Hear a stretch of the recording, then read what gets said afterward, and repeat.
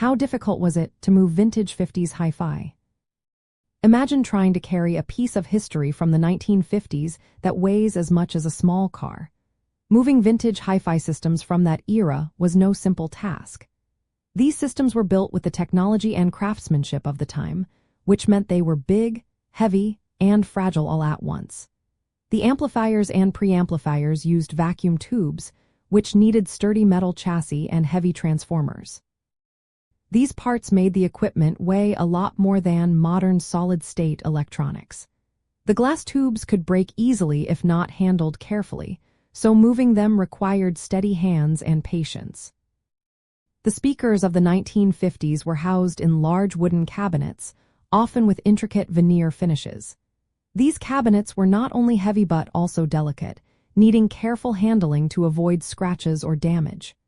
Some speakers used 15-inch drivers, which added to the weight and made lifting them quite a challenge.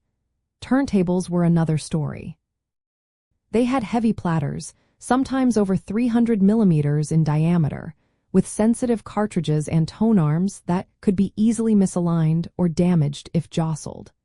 Moving these without causing harm meant taking extra care with each component.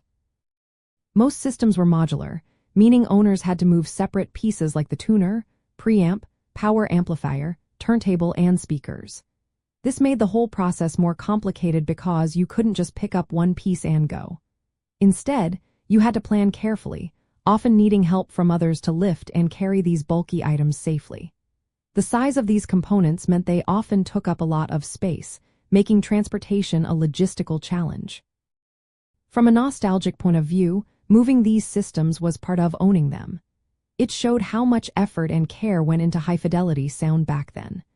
The weight and size reflected their quality and value, but it also meant that relocating them was a real task.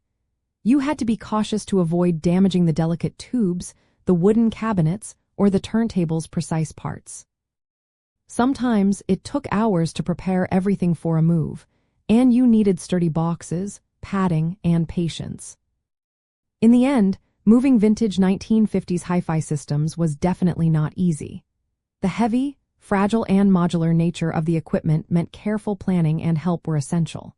It was a physical challenge, but it also showed how much craftsmanship and quality went into these pieces. For collectors and enthusiasts, moving these systems was a labor of love, a way to keep a piece of audio history alive.